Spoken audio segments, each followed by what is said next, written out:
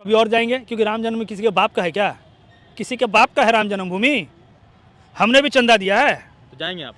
उस दिन न जाए, उसके बाद कभी भी जाएंगे। हमारे देश का धरोहर है। सुनिए, आपको मैं बता देता हूँ। हाँ। मैं बम्बई की हाजी अली जा सकता हूँ। हाँ। दिल्ली का जामा मस्जिद में गया हूँ। मस्जिद के अंदर मैं जहाँ नमाज हो रहा था, वहाँ खड़ा होकर सबके साथ में वहाँ शरीक था मैं, और खुदा से दुआ कर रहा था कि मेरे देश में अमन चैन मोहब्बत फैले। जब मैं वहाँ जा सकता हूँ, यहाँ पास में मस्जिद है, चलिए मैं वहाँ बैठ के दिखाता हूँ 4 घंटा आपके साथ। मैं सैयद अली शाह बाबा के मज़ार जाता हूँ खिदिरपुर, तो मैं राम मंदिर क्यों नहीं जा सकता? किसी के बाप का है क्या राम मंदिर?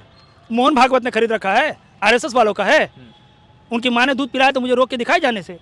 मैं तो कह रहा कि 22 को नहीं जाएंगे। 22 को भीड़ है। अच्छा, मैं स्टैम्पर्ड होने के लिए जाऊं? क्या तैयारी है उनके पास? वो तो चाहते हैं कि भीड़ हो, स्टैम्पर्ड हो, और फिर से हिंदू का जो राग अलाप कर वो देश में भीख मांगे, मुझे वोट दे दीजिए, मेरे हिंदुओं का मौत हो गया, मेरा ये हो गया। ये देखिए, मुझे डर है कि 24 के पहले कोई स्टैम्पर्ड ना करा दे।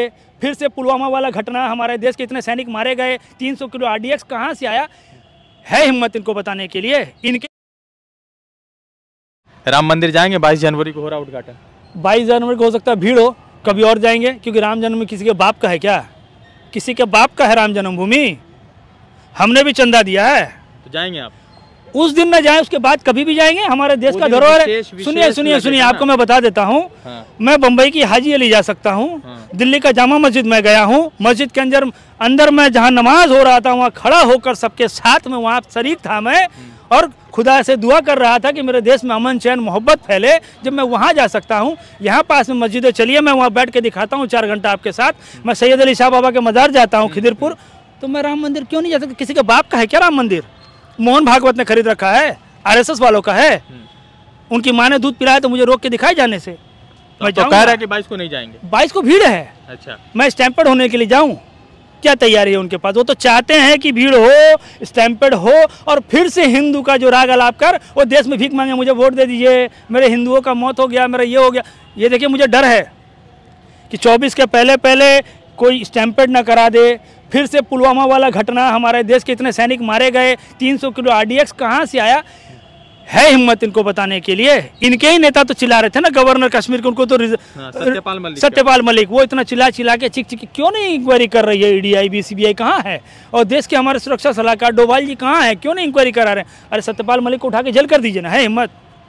क्योंकि जेल जब ढुकाएंगे उस दिन से इंक्वायरी खुलेगी, क्योंकि उसके ऊपर इंक्वायरी करना पड़ेगा, फिर सुप्रीम कोर्ट संज्ञान लेगी। देश में साला एक बंदूक लेके इस मोहल्ले से दूसरे मोहल्ले कोई जाता है तो पकड़ा जाता है, 300 किलो RDX आ गया, वाह रे वाह, देश के 44 जवान शहीद हो गए, और मोदी जी की आंख में आंसू नहीं। कुछ दिन पहले दूसरे जगह नौटंकी करने चले गए थे, मणिपुर के लिए आंसू नहीं। हमारे देश का और जवान मारा गया, वहाँ के लिए आंसू नहीं, लेकिन ताली बजा रहे थे, क्रिकेटरों को शाबाशी दे रहे थे ऐसे करके, बहुत बढ़िया हुआ। तो कांग्रेस वाले तो वर्ल्ड कप जीतने बाद खुशी मना रहे थे। देखिए, हम लोग खुशी नहीं मना रहे थे। व्हाट वी से, बेस्ट प्लेयर विंस। ये स्पोर्ट्समैन स्पिरिट होना चाहिए। खेल को खेल के नजरिए से देखिए, खेल को धर्म से मत जोड़िए। नमाज पढ़ने से और हवन करने से अगर कोई जीत जाता है तो मैं कहता हूँ सब मिलकर आज नमाज पढ़ के हवन कर लें, एक बार पाकिस्तान को बहा दिया जाए यहाँ से। नहीं होगा, उसके लिए हमको रॉकेट मारना पड़ेगा, बम चलाना पड़ेगा, हमारे फौज मरेंगे, शहादत होगी। लेकिन ये बात इन मूर्खों को समझ में नहीं आता है कि सिर्फ हवन और पूजा करने से अगर देश जीत जाता तो ऑस्ट्रेलिया फिर दारू पी के खेलता है। उसी वर्ल्ड कप के ऊपर में उसने पांव रखा था, कैप्टन ने। वो ये दिखा रहा था कि अरे जाहिलो, पूजा करने से वर्ल्ड कप नहीं मिलता है, बढ़िया खेलने से मिलता है। हमारे प्लेयर अच्छा खेले, हम अपने प्लेयर को छोटा नहीं कर रहे हैं, बहुत उम्दा खेले। 11 मैच में ऐसा खेले कि एकदम 1 साइडेड मैच निकाल के लेकर गए। हमारा छाती गर्व से चौड़ा है और हमें कोई शर्म नहीं, हम हार गए। क्यों? क्योंकि हमारे प्लेयरों ने अच्छा खेला। मोदी जी के जाने की वजह से हार गए। ये पनौती तो है ही यार, जब से देश में आया पैसा घट गया। पहले ये खुद ही कहते थे ना कि जिस देश का पैसा गिरता है उसका प्रधानमंत्री गिरा हुआ होता है। तो आज अमेरिकन डॉलर जो है 83 रुपए के पार है, तो हमारा देश का प्रधानमंत्री बहुत गिर चुका है, एकदम नीचे गिर चुका है। आप सूट कितना भी अच्छा पहन लीजिए, लेकिन देश का प्रधानमंत्री तो गिरा हुआ, उनका ही बोला हुआ बात है ना। वो पहले कहते थे हमारा प्रधानमंत्री रेनकोट पहन के नहाता है, तो क्या बाथरूम में कैमरा लेके गए थे क्या देखने के लिए कि मनमोहन सिंह रेनकोट लेके पहन के नहाते हैं, क्या करके नहाते हैं? तो देखिए, ऐसे फेंकू प्रधानमंत्री के लिए ज़्यादा चिंता मत कीजिए।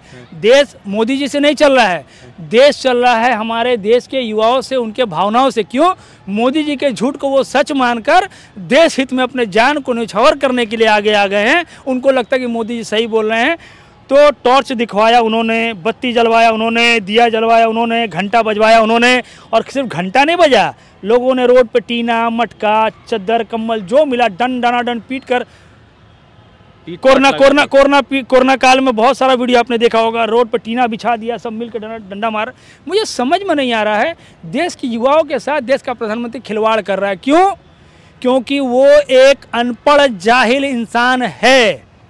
टेक्निकली अपने आप को कितना भी बेहतरीन सजाकर, मदारी बहुत बढ़िया बोलता है, आपने देखा होगा, बंदर का खेला दिखाते हैं, मदारी बहुत खूबसूरती से बोलता है, आपके आँख को बांध देता है और आपको दिखाता है, देखो मेरे हाथ में सिक्का है, सिक्का उसके पास चला गया।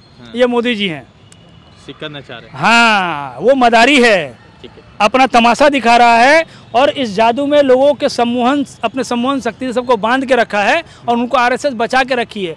भाजपा कुछ नहीं है, इनकी सारी मशीनरी आरएसएस में छुपी हुई है। ये हाफ पैंट वाले जो है ना, अभी क्वार्टर पैंट पहन के चल रहे हैं। हमारे बोलने के बाद में हमने तंज कसा तो ये नागपुर वाले जो ऑफिस वाले हैं ना, जिनकी सफाई कभी मोदी जी किया करते थे, झाड़ फूक, वो अभी पैंट उनका बड़ा हो गया है, लेकिन दिमाग नहीं बढ़ा। अच्छा, दिमाग वही देश को नुकसान पहुंचाने वाला ही है, क्योंकि बटेगा देश तो कभी बढ़ेगा नहीं। अच्छा, भाजपा का काम होता रहेगा। ये बिल्कुल भाजपा का काम होता रहेगा। डिवाइन रूल, ये अंग्रेजों से ज़्यादा प्रेरित हैं, ब्रिटिश सरकार से ज़्यादा खतरनाक है ये, जिन्होंने हमारे ऊपर रूल किया था।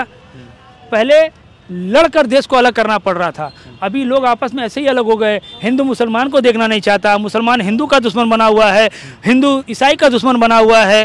क्यों? सब तो अमन चैन से रह रहे थे। अभी मैं यहाँ खड़ा हूँ, मुस्लिम डोमिनेटेड एरिया है, मुझे किसी से कोई खतरा नहीं, मैं आराम से रोज आता जाता हूँ, रोज काम करता हूँ, यहाँ कोई दिक्कत नहीं है मुझे। ठीक है, तो